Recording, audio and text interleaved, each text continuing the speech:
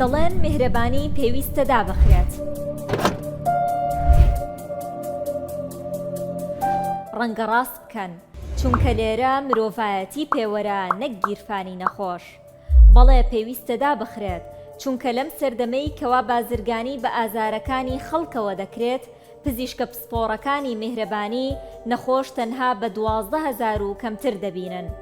میهرەبانی دەبێت دابەخرێت، چونکە باوکایەتی بۆ 3,000 منداڵی بێباوک دەکات و نەیهێشتووە خەم لە دەرمان و چارەسەر بخۆن.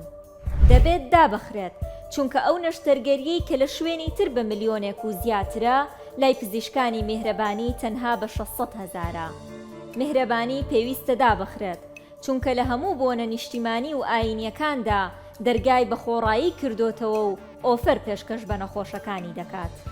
دوجار میهرەبانی پێویستە دابەخرێت، چونکە لێرە دیوارەکان ساڕێژی برینی هەزاران هەژاری ئەم نیشتیمانە دەکەن کە جگە لە خودا و میهرەبانی هیچ پەناگەیەکی دیکەیان شک نەبردووە.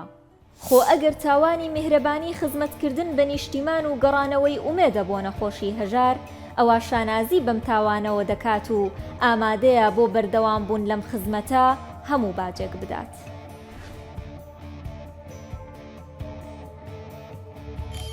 میهرەبانی، دڵسۆزی و لێزانی.